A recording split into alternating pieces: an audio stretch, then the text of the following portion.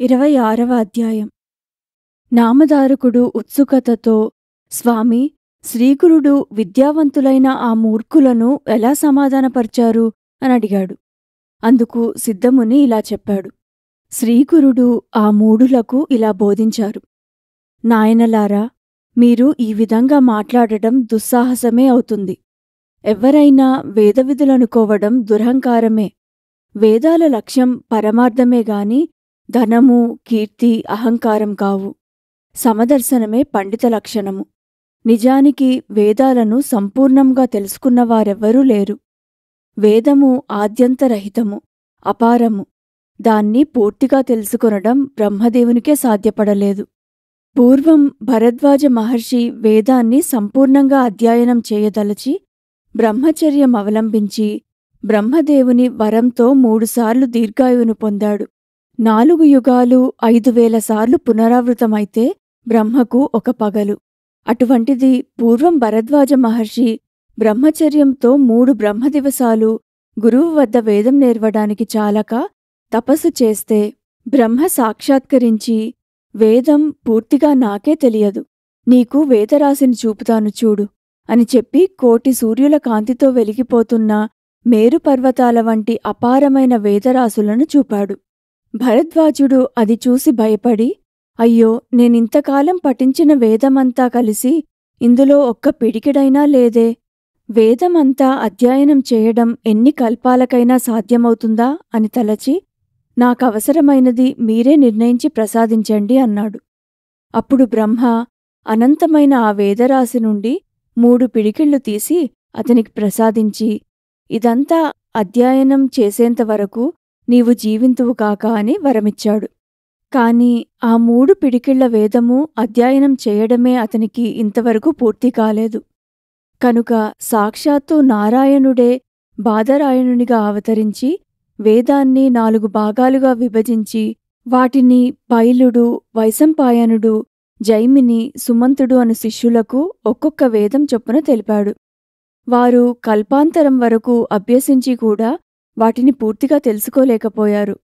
అటువంటప్పుడు అల్పాయుష్కులైన మీరు 4 వేదాలను సంపూర్ణంగా అధ్యయనం చేశామనుకోవడం ఎంత తెలివి తక్కువ. వ్యాసుడు వేదాన్ని 4 భాగాలుగా విభజించాడు. ఋగ్వేదాన్ని పైలుడనే శిష్యునికి బోధించి దాన్ని ధ్యానించడానికై దాని గురించిన లక్షణాలను చెప్పాడు. ఋగ్వేదానికి ఉపవేదం ఆయుర్వేదము, ఆత్రేయస గోత్రము, గాయత్రీ ఛందము. ఋగ్వేదానికి అధిదేవత బ్రహ్మ. ఎర్రని వర్ణము, తామర రేకుల వంటి కళ్ళు, సుస్పష్టమైన కంఠము, గిరిజాల జుట్టు, వంకమీసము కలిగి 2 మూరల పొడవైన దేహం కలిగి ఉంటాడు. నీవు ఆ రూపాన్ని ధ్యానించు. దీనిలో చర్చ, శ్రావకము, చర్చకము, శ్రవణీయపారము, క్రమపారము, జట, రథక్రమము, దండక్రమము అనే భాగాలున్నాయి. ఆ క్రమం ప్రకారమే దీన్ని పారాయణ చేయాలి. ఈ వేదానికి అశ్వలాయని, సాంఖ్యాయని, శాకల, భాష్కల, మాండుకేయులనే 5 శాఖలున్నాయి. తర్వాత వ్యాసమహర్షి తన 2వ శిష్యుడైన వైశంపాయనికి యజుర్వేదం చెప్పి దాని లక్షణాలు ఇలా చెప్పారు. యజుర్వేదానికి ఉపవేదము ధనుర్వేదము, భారద్వాజస గోత్రము, త్రిష్టుప్ ఛందస్సు. దీనికి రుద్రుడు అధిదేవత. సన్నగా ఉండి చేతిలో కపాలం ధరించి సుమారు 5 మూరల పొడవున్న తామ్రవర్ణ శరీరం కలిగి ఉంటాడు. దీనికి గల 85 శాఖలలో ఇప్పుడు 18 మాత్రమే మిగిలున్నాయి. యజుర్వేదము యజ్ఞ విధానాన్ని విశేషించి వివరిస్తుంది. మంత్ర బ్రాహ్మణ సంహిత అనేది దీనికి మూలము.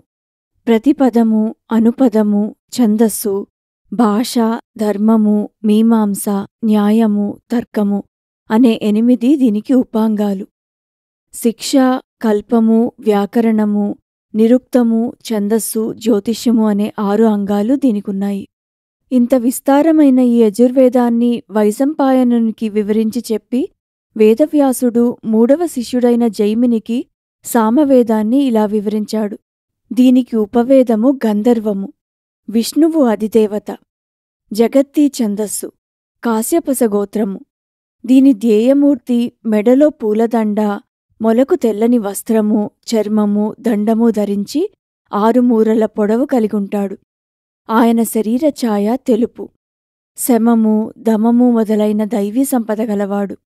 సామవేదానికి 1000 శాఖలున్నాయి. వ్యాసమహర్షి సుమంతుడనే శిష్యునికి అథర్వణ వేదము చెప్పి, దీనికి అస్త్రరూపం ఉపవేదము, గోత్రము బైజానకము, ఇంద్రుడు అధిదేవత, త్రిష్టుప్ ఛందస్సు. అథర్వణ వేదపురుషుడు తీక్షణమైన ఆకారము, నల్లని వర్ణము గల కామరూపుడు, 7 మూరల పొడవు. ఈ వేదానికి 9 శాఖలు, 5 కల్పాలు ఉన్నాయి.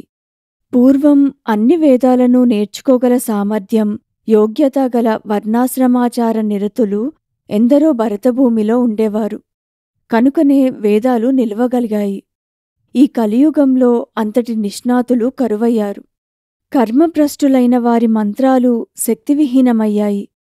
జగత్తు దేవతల అధీనము, దేవతలు మంత్రాధీనులు, మంత్రాలు సద్బ్రాహ్మణుల అధీనము. అహంకారంతో విర్రవీగే మీరు ఏ విధంగా వేదవిధులైనారు? దురహంకారంతో లేనిపోని కష్టాలను కొనితెచ్చుకోకండి. ఇకనైనా మా మాట విని వెనక్కు మళ్ళండి అన్నాడు శ్రీగురుడు. కాని ఆ మూర్ఖులు తమ పట్టుదలను వదల్లేదు. శ్రీ దత్తాయ గురవే నమః. శ్రీ శ్రీపాద శ్రీవల్లభాయ నమః. శ్రీ నృసింహ సరస్వత్యై నమః.